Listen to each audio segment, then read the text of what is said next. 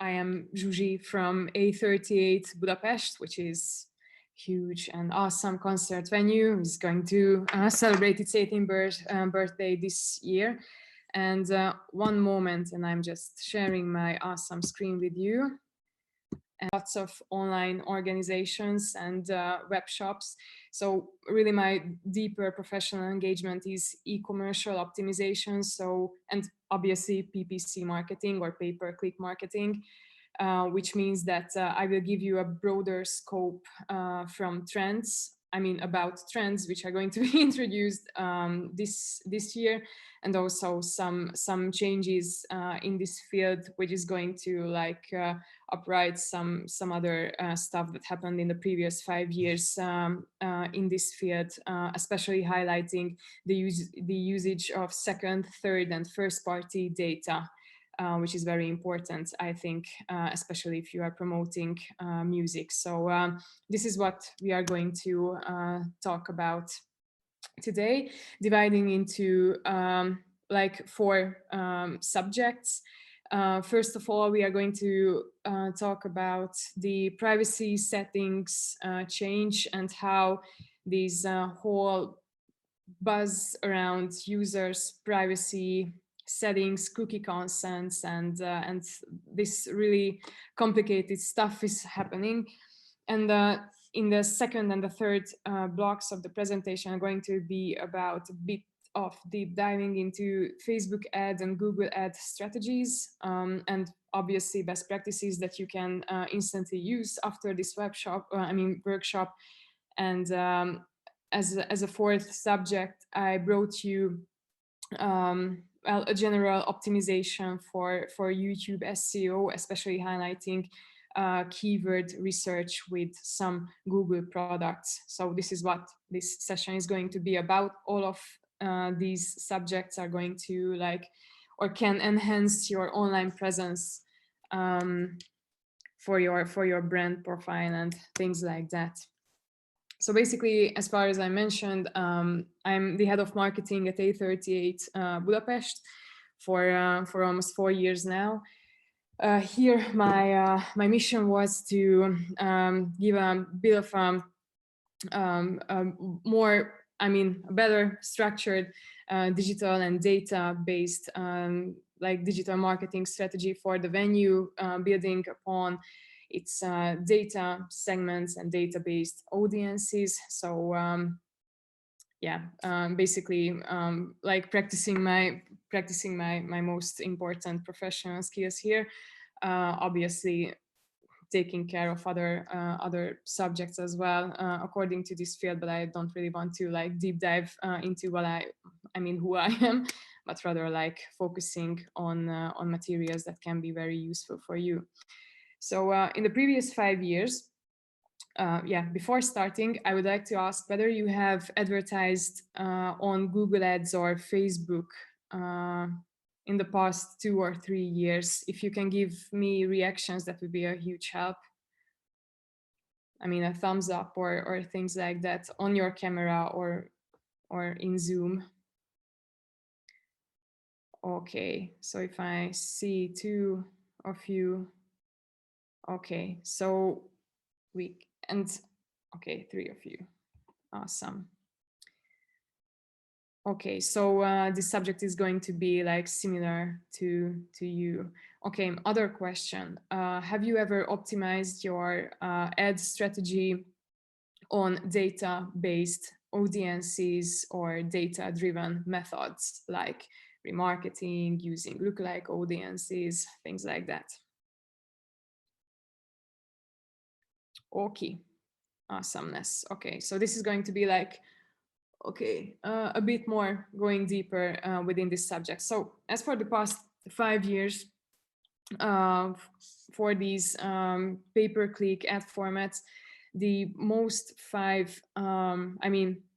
the most important 5 trends that I can highlight is from these platforms side was introducing data-based audience segments, like using remarketings, lookalikes, even in Google Ads and on Facebook, introducing platforms for social e-commerce or social commerce.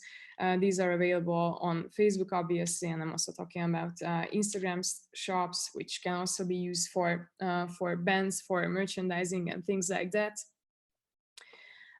These yeah, according to the music industry, like introducing formats for advertisement which can enhance monetization and promoting digital content has also had a huge role, especially introducing YouTube discovery ads and YouTube in-stream ads, bumper ads, out streaming ads for mobile and tablets. So these were also a very a huge milestone for these platforms. Obviously, from the side of the market, brand collaborations, featurings have played a huge role, especially I think from the COVID side, since the market has changed a lot, and obviously sponsorships have also transformed themselves, and obviously online event promotion. Yeah, so before going into these strategies, I think it's very important to talk about how the personal data regulation basis is about changing during these years. So in 2018, this GDPR, awesome privacy regulation, has been introduced, which is targeting to protect the user privacy a bit more intensively compared to the previous years, which means that that these platforms like Google or Facebook have also had to react on this. And there are some very specific steps that have been made from these platforms regarding their second and third party cookie consent regulations. And I think it's very important to talk about it because this is changing and transforming the advertisement ecosystem as well. So it's not going to be that easy to target data-based segments like it was before, but it's going to be a bit harder and a bit more complicated, and the whole trends are like moving to the scope of collecting first-party data, which is not a very typical thing in the music industry. I mean, especially by upcoming artists, because everyone is like putting their contents on YouTube and Spotify and Bandcamp and all kinds of third-party platforms. But it is very crucial to like focus on your own websites and your own social platforms and your own activities. So so a couple of these. So one of these is that iOS 14 has changed its default setting to opting out from any second-party data tracking, which is going to affect the Facebook Pixel's data collection as well. As you can see in some of your Facebook Business Manager settings, you probably have met with the feature that you can only use a 7-day long attribution window instead of the 28 attribution window, which has been introduced. So this is a huge change, optimizing your data-based campaigns or database targets on 7 days long periods instead of 1 month. So this is huge. And Google has also announced, yesterday that they are going to introduce flag-based cohorts and clusters into Google Ads instead of letting you building your own custom audiences. This is going to be pretty much like the segments that they used in Google Consumer Barometer a couple of years ago. But this is going to mean that your wider targeting won't be that easy, and you won't be able to like optimize your campaigns on your data. And also, some other changes from the previous years, that Chrome has removed support of third-party cookies, which has been going on for since 2019. And it is also a fresh piece of news that privacy-preserving APIs are also introduced to Google Web Products, which means that you won't be able to like collect your users' data anywhere with third-party or second-party tracking codes, like, for example, your Facebook pixel, which is a very common tool for music promoters or music advertisers.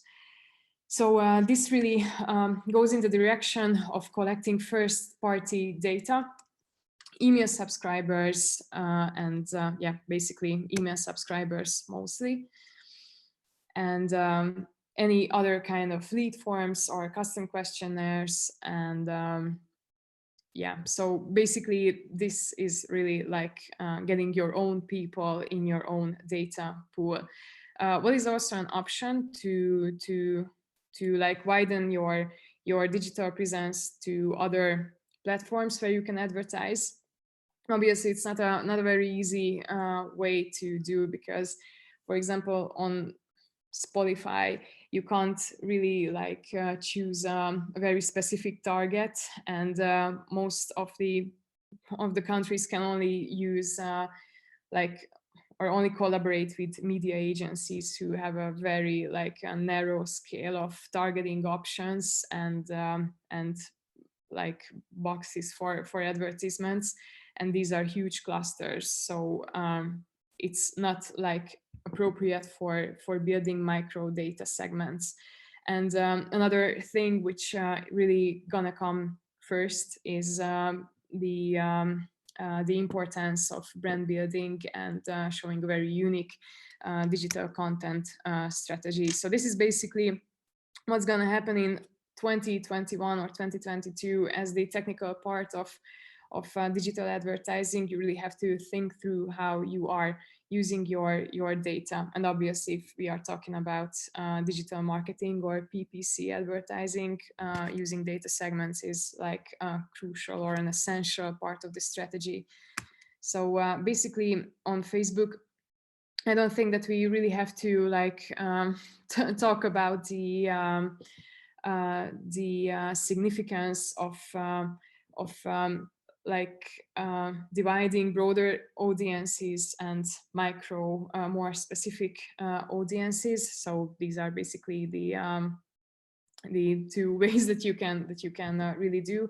What I really see in the Hungarian market is that usually bands and music promoters and basically everyone who's working in the music industry is really thinking of like reaching a huge amount of people and generating huge number of impressions through their online advertisement channels. But instead of like aiming for a huge and a very wide cluster, it is more essential to get a selection of good micro audiences, and rather aiming for using your own data from your website traffic, social media traffic, including your Facebook followers, Instagram followers, YouTube followers, and things like that, and reaching them on various platforms, and rather like using ad sequences and telling them a story instead of like just promoting one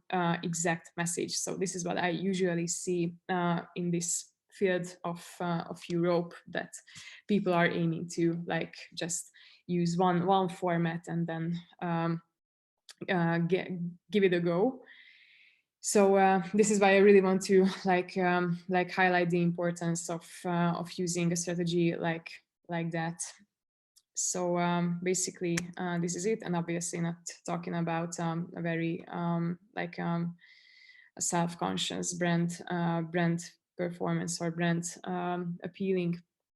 Yeah, so basically, if we are talking about the Facebook digital ecosystem, it is essential to know that it's not a very complicated thing to set up. Basically, if you are promoting music and not using any mobile applications or like a catalog for a web shop or any kind of e-commercial asset that you want to implement within your advertising strategy, it is very like enough to set up a business manager and use your ads manager, audience manager, obviously, for building up data-based audience segments. Your Facebook pixel, which can be implemented within your website to track your user IDs and then targeting them back via Facebook Ads Manager. And obviously, if you are working with a web shop, or if you are selling merch on your side, obviously using the Facebook Commerce Manager and uploading your data feed of your products is also essential, but it's not that very like a very typical phenomenon in this market. Yeah, so basically, if we are talking about micro data segments, I really want to like highlight the specificity of these audiences. So these can be email lists.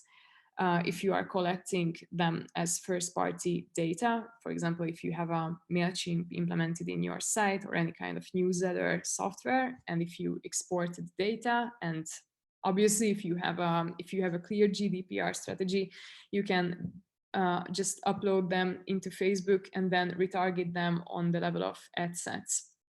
Obviously, site traffic, which can be enhanced by Facebook pixel, and social traffic, which is default built in within Facebook. So if you go into the Facebook Audience Manager, you will be able to like build up any kind of social traffic.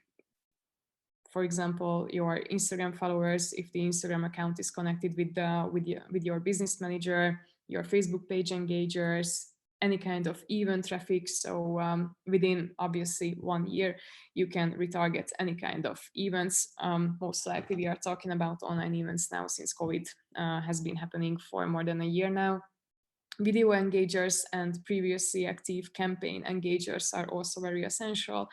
So these can be like different kind of micro segments with different kind of user behaviors, and obviously it can't be avoided. There's not going to be like an overlap between these audiences, but excluding them from one another and building ad sequences for certain kind of audience groups are like also an option for your strategy. So I think that the displays within Facebook can be very familiar to you. So this is basically the insight of, the preview of the audience manager. What from a venue's perspective, what we really experience that these. The conversion rate, the probability of like purchasing of these specific audiences are usually following our Google Analytics site traffic data, which means that the best performing audiences are usually those ones which are already measured well within our site traffic as well. So for example, by A38, our email traffic is converting the best. So it's about 2% if we are launching a newsletter campaign for anything.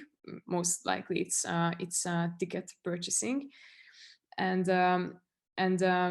these audiences are most likely to convert the best, if I can say it in a way like that, on Facebook as well, because it is like a measured fact. So it usually can be like, so if you are using a Google Analytics tag within your site and you are aware of the administration platform of, the panel in Google Analytics, you will be able to see that there's a source and medium panel within the software.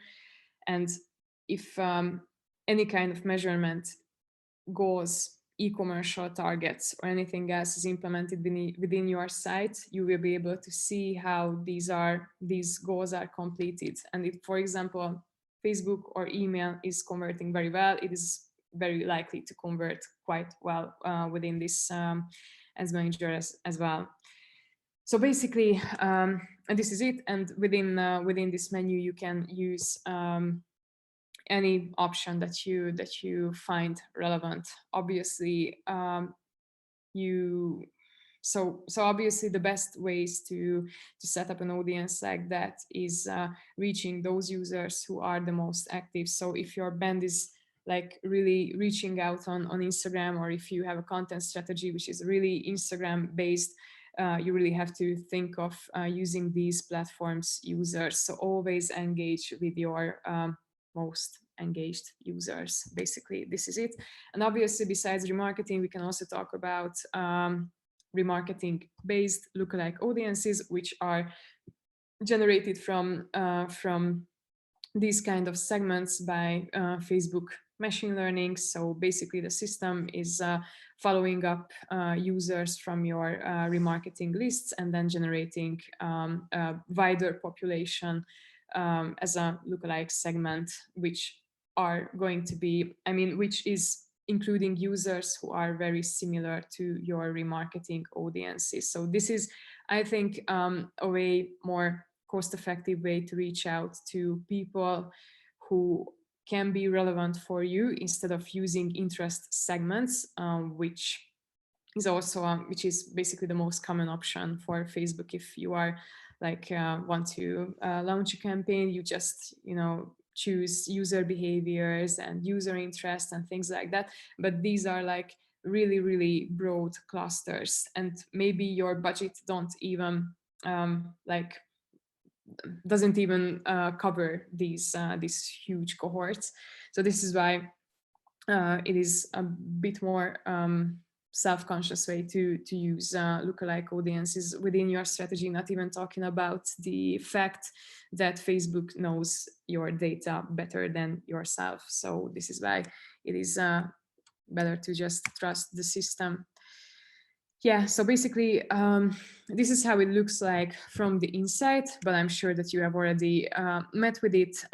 If you are creating these custom lists within the audience manager, obviously you can see the names.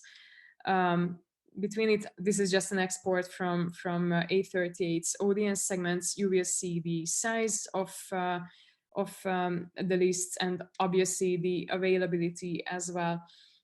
Lately, we have experienced lots of cases when lookalike audiences haven't really went through the, haven't really gone through the system, but that was probably a phenomenon of like introducing iOS 14. Which really mixed up the system. But after deleting and recreating a list, we usually experience that we could just create the audience in its original self. I'm mostly talking about social media traffic right here. So basically, it was like the Facebook engagers of A38's Facebook page and things like that.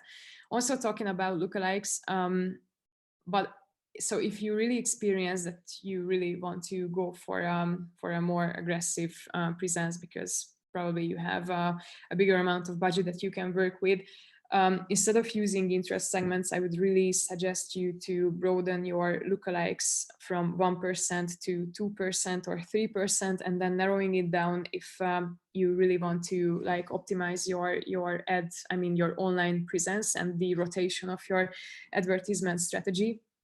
The reason why I'm telling you this is that for years now, we have been experiencing that these users are most likely to engage more with any kind of content that we are advertising. So this is the power of like collecting first party data and then generating lookalikes from it. Like, for example, email lists and social media traffic is one of these options.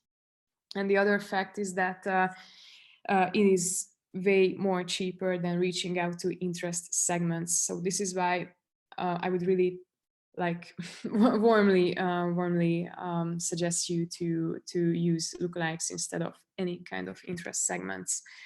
And if I had to like make a priority list, I would rather so I would name converting type of audiences as first. So for example, people who are purchasing on your site and their email lists, and then email subscribers who haven't made any conversions on your site as well. These can be lots of different things.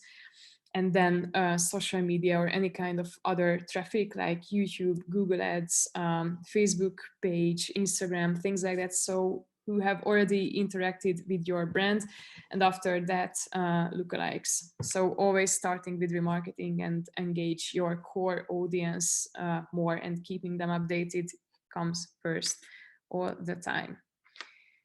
And yeah, this is the level of the ad set that where you can implement your audience. Another friendly advice to this is to use Facebook Campaign Planner if you have the chance to use it, and calculate your frequency in advance, because what is really common by music bands, so at least when I'm looking at their accounts, I really see that sometimes, I mean, not sometimes, but it's very often that the budget and the rotation of the ads are not planned in advance. And this is why frequency can be very, very high and very, very low. And it is, I mean, frequency meaning that within a certain campaign period, how many times your ad is revealing in front of a user. So for example, if you are running a campaign for a week, and if the frequency is 3, that means that your target audience in average has seen your ad 3 times. And it is very optimized to like keep the number of frequency between 2 and 10. If it goes up to 10 within, for example, a week, it is very aggressive, but if it's below 2, then it has no impact. So it's not even like a very, very optimized kind of strategy. So this is how it looks from the inside. As for the measurement, which I think is the key to creating a very cool strategy, I would really advise to use Google Analytics, and especially link parametering, which is which is called this campaign URL builder, or UTM tagging. Probably you have already heard about it in a way like that. This is also, I mean, this can come very important. Well, not important, but very useful if you are doing an online press release campaign or things like that. Because if you are implementing these like links, which can, for example, drive to your site, but I'm talking about your website now, these UTM tagging can really help you to show you the exact kind of traffic that you have generated from your online campaign, talking about Google Ads, Facebook, or any kind of press release that you have been doing. Obviously only by those cases where you are driving the traffic to the site, and not your YouTube, and not your Spotify, and not your Facebook. So obviously we are talking about your website now. And this, well, I will give you the link how you can use it. Basically, the whole system is working if you are like putting information about your website URL, the campaign source, the campaign medium, and the campaign name. The source of the traffic is going to be revealing within your Google Analytics quite immediately, as your first user is like clicking on the link and going to your site. This only works if you have a Google Analytics tracking code implemented within your website. So if you are not working with any of these, then let's just forget about it. But it's very, I think, so it can come really useful, because you can immediately measure the efficiency of your campaign performance, even if you're, so we can talk about Facebook or press or any kind of other campaigns. And this is how it looks. This is also an export from a couple of days of A38 analytics. If you so as you can see, we can like really define how much money we have generated from specific campaigns and from specific targets. Right now we have, we have used some program promotion campaign links, and mainly what I see is that we generated income from site traffic based campaigns. So this is how we can measure our return on investment. For example, if we are putting the money in pay-per-click campaigns, which can come very useful when we are calculating budget. So basically, this is about Facebook. Before diving further, I want to ask if you have any questions according to Facebook advertisements. Or we can go further to Google Ads. Okay. Yeah. Basically, Google Ads is a bit of a different kind of thing, obviously. But from the perspective of strategy, I think it's I think it's very important to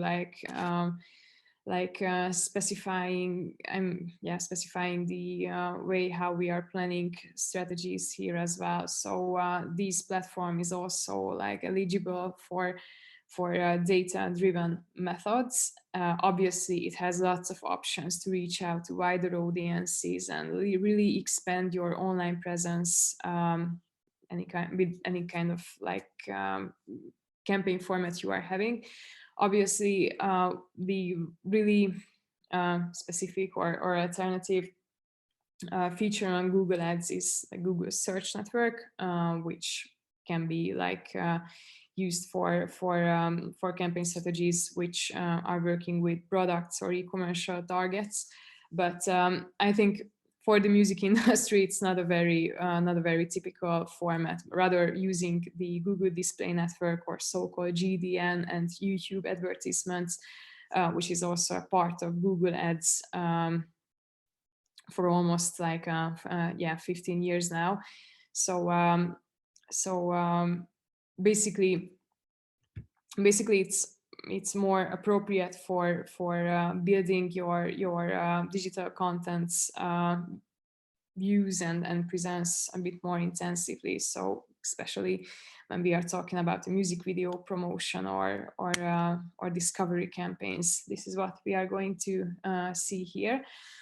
I think it's less common to use for music promotion, but sometimes it can come quite well or useful.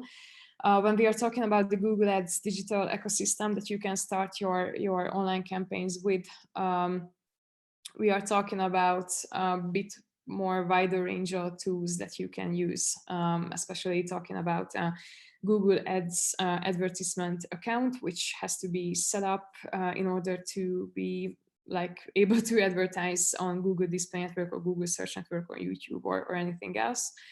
Obviously, we are talking about music bands right now, so having a YouTube channel is essential, which has to be connected with your Google Ads account. This can be done from the Google Ads account. If you are working with your own music band site, implementation of Google Analytics code is very, very preferred, because you will be able to suck your music bands, your website's user traffic from your website. And obviously some other general performance tools can also be used in order to optimize your website a bit more better, because it's very essential to have a very well converting landing page or very well optimized landing page for online campaigns. And I would like to highlight 3 of these. One of those, the Google Page Speed Insights. You just put your URL, and then the tool is going to give you some actions and customer lists that you list to and tasks to complete that can enhance your website's performance on desktop and on mobile. There's also a Google Test My Site, which is a quite new feature, and I've just found it on the Think with Google blog a couple of weeks ago, so it's quite new stuff. This is also about optimizing your site and your Google web products a bit better for mobile.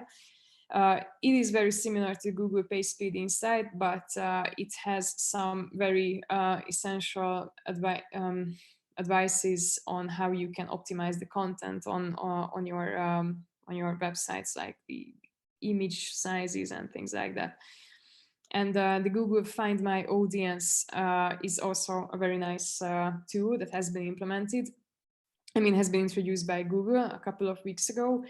This is very similar to the Google Consumer Barometer. Well, you just like link your account with this tool, and then the system is automatically suggest you different kind of YouTube channels or any kind of Google Display Network based placements where you can advertise your content. So it's a very new feature, and it can give you like very good ideas that can enhance your Google display strategy, which is always a very hard thing, in my opinion, because the system default targets lots of mobile applications and online games. And I'm for the past 6 years, I'm always like doing a blacklist for these mobile applications and these shitty sites because this display network is not always like consisting of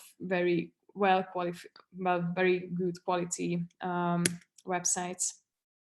Yeah. So if we are talking about YouTube ads, I don't think it is a new thing that we are talking about two in-stream formats. The only thing that has been changed since 2016, when this feature has been like really coming into YouTube, is that there are more options for advertising in-stream ads. So I think the most relevant for the music industry is really the skippable in-stream ads, because bands are usually use these to get more views for their music videos, and in-stream ads is the most appropriate format for that. So basically, the skippable in-stream ads can be something that I think is similar to you. Non-skippable ads, which can be a bumper ad, is around 6 seconds or 15 or 20 seconds, and outstream ads are counted with a CPV. All other formats are counted based on CPM, which is called cost per mile. So you pay for like 1,000 impressions, and CPV is like paying for one specific video view. So this is the difference. Based on the accounting of these different formats. Outstream ads are optimized for mobile platforms, mainly for mobile phones, obviously, and tablets. This is using a wider perspective of the Google Display Network. All other formats are basically using YouTube, and and by some cases, in addition, some other Google Web Products display network, for example, the Google Discover. And that sequence advertising or ad sequence ad format is meaning that you can build up a story for your users. So, for example, you have a sequence of 3 different videos that you want to advertise, and if one of your users have completed one video view with a certain kind of interaction, then the system is going to reveal him or her the newer one, and then one after the other. So this is ad sequence. Basically, really, really huge car companies are using these as a story. For example, what I constantly see right now is the new Volvo truck ad sequence. It has lots of different stories, and it's a very like mesmerizing content strategy, I think, because you see one certain story from different perspective. And I think for promoting music, this can also be a useful or a really appealing format to use, instead of like just using one video promotion. Yeah, and the most cost-effective targeting methods are also something that we need to talk about. As far as I experienced, YouTube TrueView in-stream ads are really for generating huge view numbers. These, while these traffic or this kind of targeting is not going to enhance the interaction rate on your videos, but really like generate a huge number of views below your music videos. And what is very essential to know here is that there are lots of ways of using different targeting methods: interest segments, keyword-based targeting, remarketing audiences, similar to or lookalike audiences, custom audiences, other YouTube channel placements or YouTube video placements. And there are some really relevant ones that I would really suggest you to use instead of going for a very broad and a very expensive targeting. So using market-based segments or interest segments are always the most expensive formats of doing a YouTube advertising strategy. The most relevant that we have experienced, mainly in the Central European area.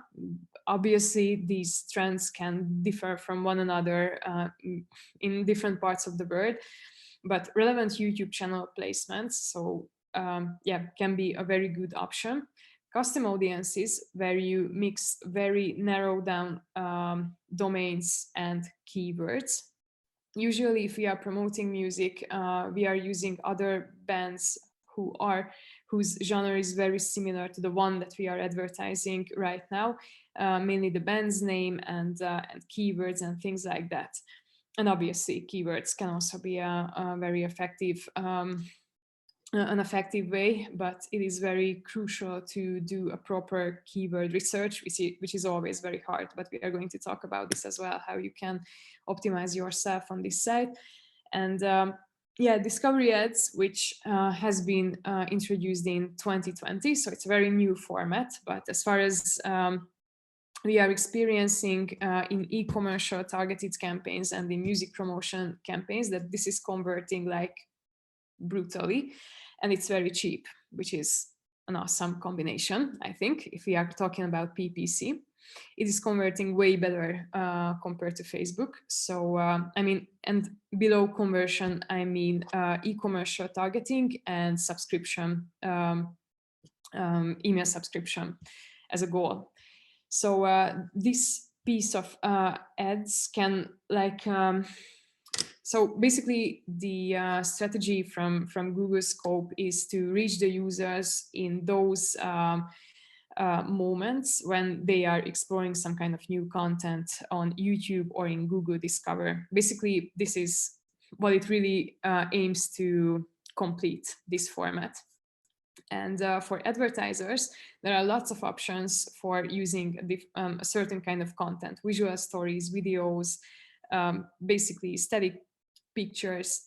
You can use anything. Basically, the system is going to build up the advertisement based on the user's current preference. So it is going to put together the videos and the messages and the text and everything one another, I mean, more together based on their machine learning technology.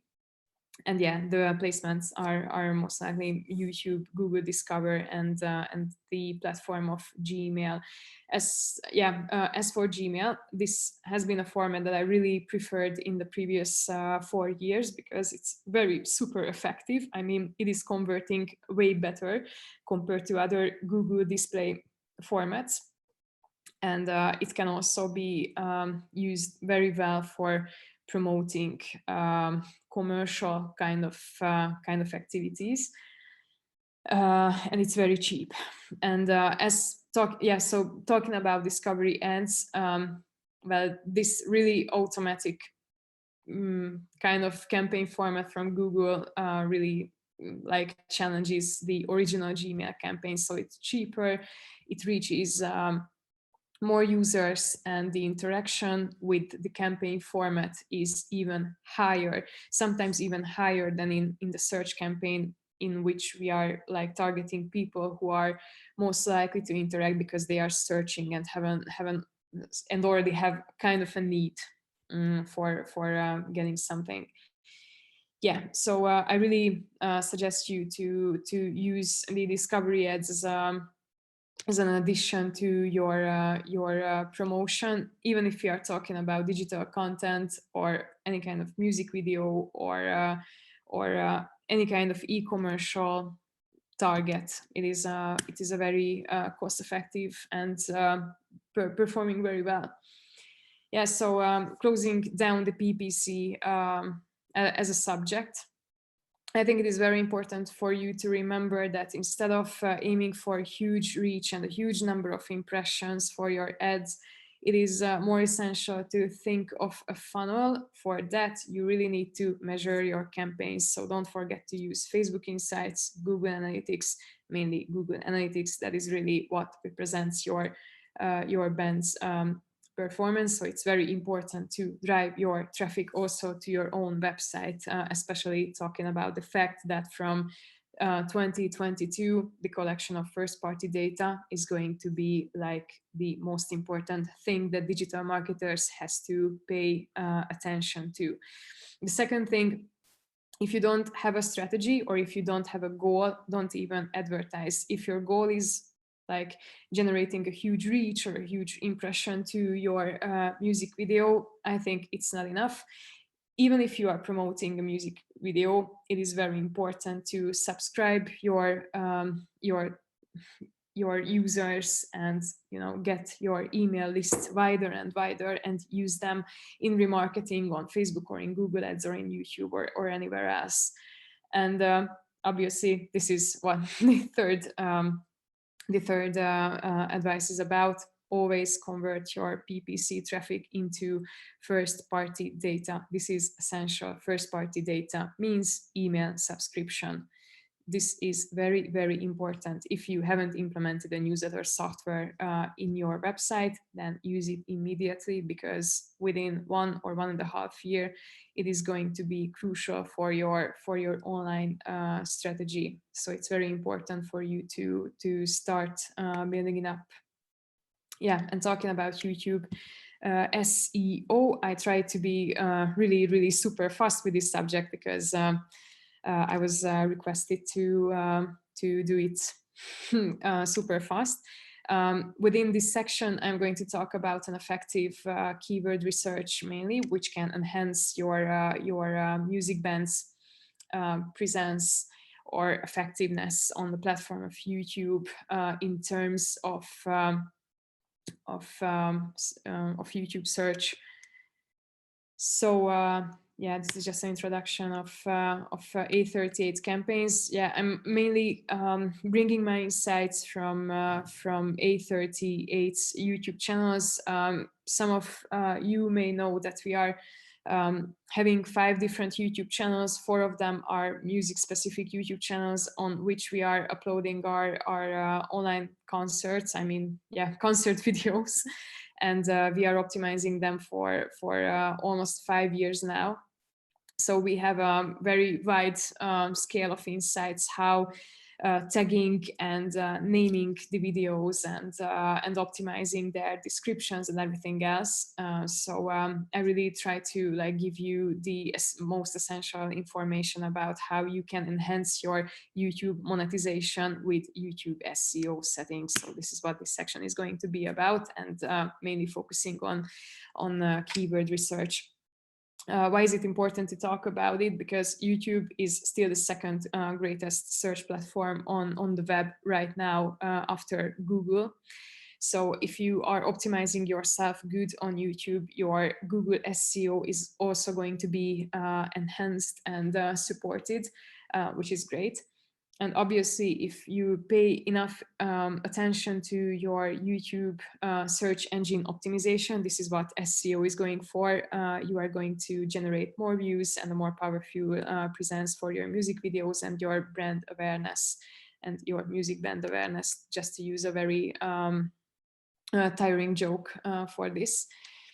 Basically, the 4 elements of optimizing YouTube SEO is consisting of 4 steps. I mean, keyword research, which is going for naming your videos properly, using a keyword-heavy description below your videos, tagging your videos, and linking your videos, and obviously implementing on-channel settings, specifically YouTube cards and YouTube end screens. I think that you have already made these optimizations for your YouTube channels as well. Here I'm just showing you some insights that can help you do it a bit more like effectively or in a different way. Yeah, basically, if you are talking about keyword research, which is also a very effective, I mean, a useful skill for digital marketers, because this can also be used for search campaigns. We have to talk about the importance of dividing the strategy for those people who you really want to reach on a broader scale. So those people who are not really likely to really engage with your videos deeply, but are like in a probable scale of reaching these. So if you are in terms of keywords, these audiences mean the broad categories. So those kind of keywords are connected to this group, which have high competition, high search volume, and a bit of lower relevance. This hasn't have to be like a very wide part of your keyword strategy. Long tail keywords, which is the most relevant category of reaching out to relevant users. Long tail is going for those kind of keywords which context is really referring to your music genre or your activities, but not specifying your band's name or any kind of song or tracks names. So I'm going to give you some example on long tail keywords, and obviously specific keywords which have a lower competition, a lower search volume, but a really high relevance. So this is going for those people who are exactly like searching for your band and your songs within YouTube. These are most likely like the brand connected keywords. There are several tools that you can use for researching your keywords properly. Apart from your website, you can use the Google Ads accounts keyword planner. This is the most relevant tool from all, in my opinion. There's a tool which is called keyword.io. If you don't really have ideas what kind of keywords you could use, it is a very great source for you to like get good ideas for advertising your digital content. But yeah, besides YouTube videos, this can also be like blog articles or any kind of textual materials that you produce, and obviously Google Trends to make comparisons between certain kind of keywords. So this can be very good tools, and which are connected to your website is the Google Search Console, which is tracking your organic keyword performance. So this is like an implementable tracking code from Google. So this is a Google web product, basically. If you implement it to your site, you will be able to see what kind of organic keywords you had results on in a certain time period. And Google Analytics, obviously, to analyze your site traffic performance. And if we are talking about creating a keyword pool, the rate of these certain kind of keyword categories like broad, long tail, and specific keywords has to be in a way how it is revealing on the slide. But I'm going to send it to all of you, so it's not going to be like rocket science after that. Zsuzsi, just a minute, because Esther just raised the hand and Esther has to leave at 8 o'clock. So I should give the word for. Okay. Okay, thank you. Thank you very much. Hi. My question would be, what if a band doesn't have any website? Do these kind of things work with a Facebook page or a Bandcamp page, let's say? I wouldn't, well, these are not necessarily are connected with these platforms. If you are just talking about keyword research in general, obviously you don't have to use Google Analytics and Google Search Console, so it's not a necessity to own an own website. You can use Google Ads Keyword Planner. No website needed to use a Google Ads account. You can use keyword.io, which is a simply like visitable website for anyone. And Google Trends is also part of this pool. So apart from your, and basically I really suggest these tools for you. These are way better. Obviously, if you are digging into like longer term data, Google Search Console can really come very well. Thank you. You're welcome. Yeah, so this is an example of how you can collect your I mean, how you can research your different kind of keywords. So if we are looking at broader category, yeah, I brought an example from one of our music channels. I mean, YouTube channels, music related YouTube channels, A38 Vibes, which is mostly including indie and pop and rock concerts. So what we really call a broad keyword category, and obviously this is not really a black and white stuff, but this has been calculated based on our organic traffic that we have received within the YouTube studio, and we have divided these certain kind of keywords based on our own keyword research pool. So obviously it can be different by different YouTube channels. So broad category means those keywords which have a really high competition, really high search volume, but they have a lower relevance, so are not directly referring to your music bands. For example, indie rock, pop rock, live music, live concert, or live concert Budapest, or things like that. No, sorry, live concert Budapest is a long tail keyword. So basically this can result in more impressions within YouTube search. So probably more times your YouTube channel is going to reveal, or YouTube videos are going to reveal within YouTube search. But the engagement for your videos are not going to necessarily grow from this. So this is why I don't really suggest to broaden your keyword pool with broad category keywords. Long tail keywords are the most important category among all of these. As you can see, live concert Budapest, or Hungarian indie rock band, Budapest indie rock live, music band name. So this can be like a long tail keyword which have a medium or a low competition, a medium search volume. So not that many people are looking for these keywords or this kind of content. Instead, they have really high. Instead, they have really high relevance, and they are not directly referring to your content that you are promoting, but it is very close to what you are. So basically, the long tail keywords have the potential to really grow the engagement and the number of views on your videos. So this is the sustainable way of growing your YouTube presence. And there are specific keywords as well, which are brand keywords. Obviously, these are very essential to use on YouTube because for example, it is very typical by A38's example that we are uploading brand keywords below our concert videos, and we are competing with the band's YouTube contents too. So that's the most crucial to use within your YouTube strategy, but they don't have to include all of the keywords within your keyword pool. So these are going to mean the list of the searches, but these are the most relevant as well.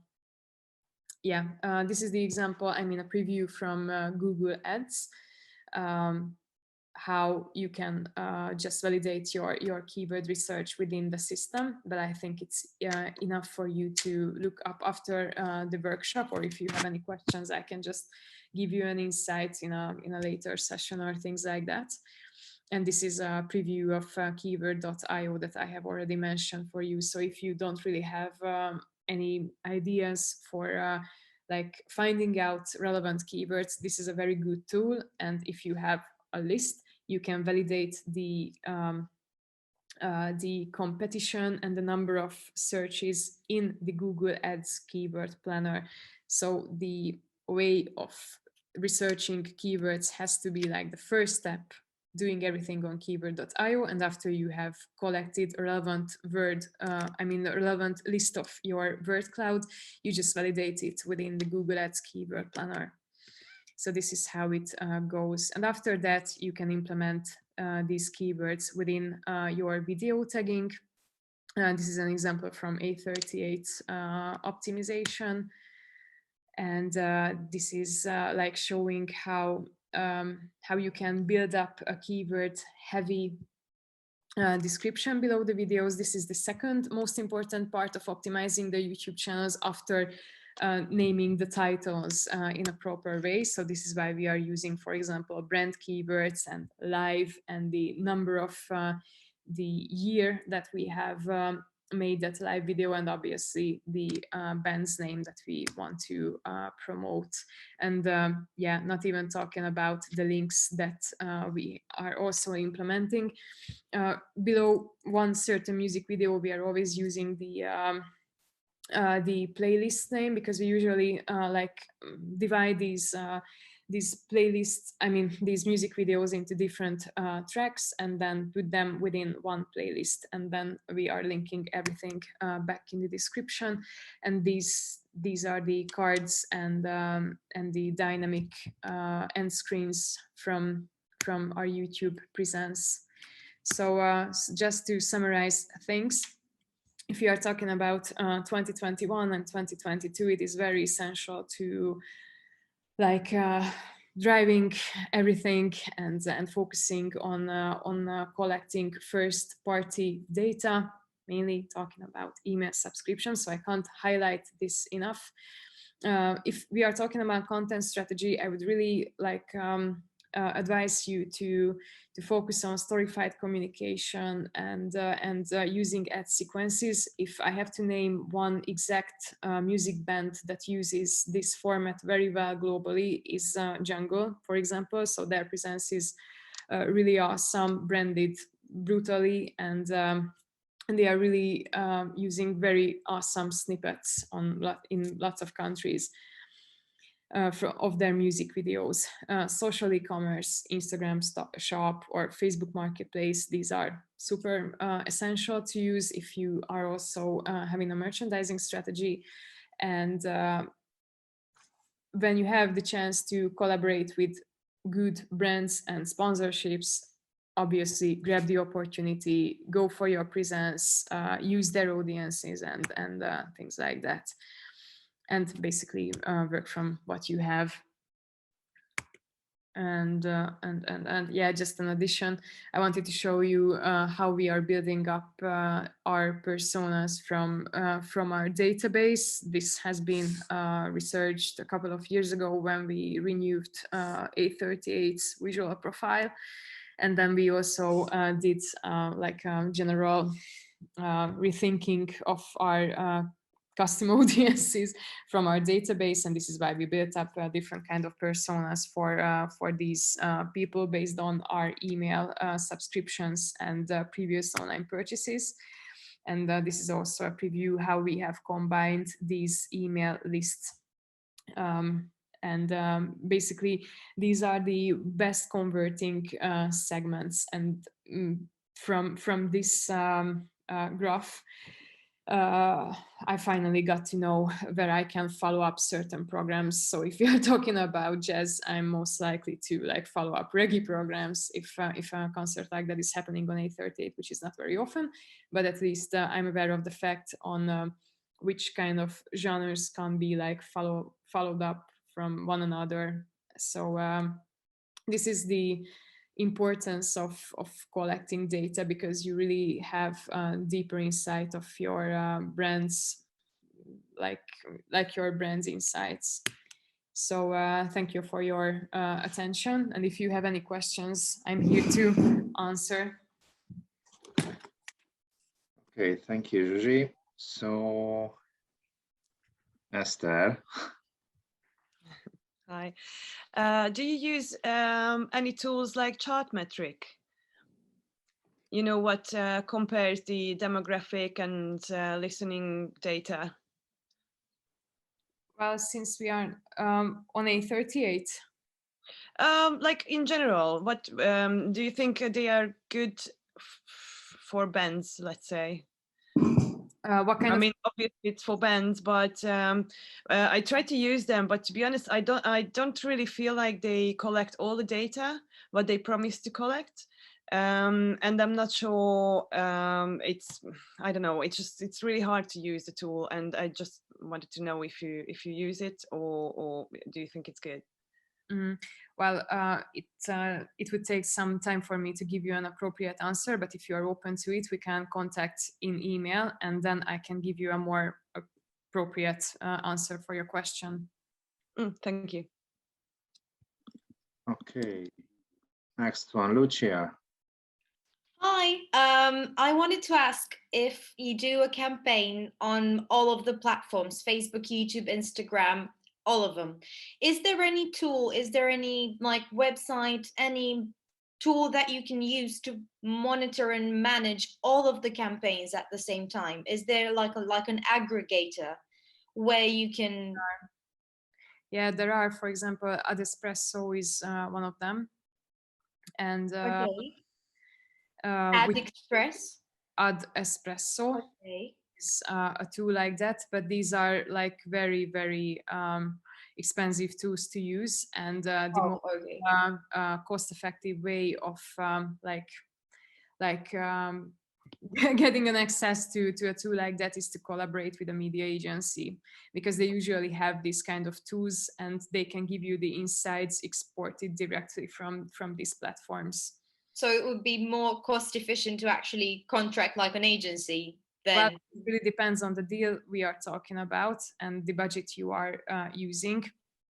But yeah, so it really depends. Okay, thank you. Esther. Is there any minimal budget what we should use if we want to advertise on YouTube, for example? It depends on your target and on the market you are targeting. So, for example, if we are talking about Hungary, I presume that Hungary can be relevant for you. Usually, a cost per view is around 1 and 2 forints. But if we are talking about Western Europe or Germany, for example, these CPVs or cost per view can be like 14 times more compared to Hungary. So basically, if you want to like generate 20,000 views in Hungary, it is going to be 14 times more in Germany, for example. So it really depends on the strategy you really want to implement. But there are reach planners and other online tools within the Google Ads account. This is called Reach Planner. And if you create test campaigns, you can calculate the potential reach and impressions of your advertisements. I mean, we are talking about impressions because reach is not an identified metric within Google Ads, but it's okay. I wouldn't say that there's a minimum, because it really depends. So if your target is like getting 100 views, use 1,000 forints. But if your target is like, it really depends what your strategy is. Sure. I see. Thank you. Okay. Any other question, guys? Yeah, Nicola. Hi. I have a question. Maybe if you can clarify or make an example of email Gmail actually advertising, and how does it actually look? Is it like an emailing list that you are trying to obtain, or there's probably even more to that? Display format. If you have a Gmail account, do you have a Gmail account? There are 3 tabs in the account. If you are not using a company Gmail, but civilian Gmail, you have your personal emails, social tab, and the promotion tab. And these Gmail ads are revealing in the social tab and in the promotional tab, usually in the top of the email lists. Yeah, it looks familiar. Sounds familiar. Yeah, and so I should go there and check it out. Okay. Okay, yeah. John, please. Yes. Can you hear me? Yep. Yes. Okay. Just one question here. So just wondering, for the 838, did you work with like bot messenger on Facebook? And if yes, did it bring conversion, or did it help you to collect more data? Are we talking about chatbots in Yeah, yeah, chatbot. Yeah, yeah, we have planned it for e-commercial targets and following up programs for already purchased users, but in the end we didn't really implement it. Okay. Yep. So not yet, but okay. really in the plan. Yeah. Okay, guys.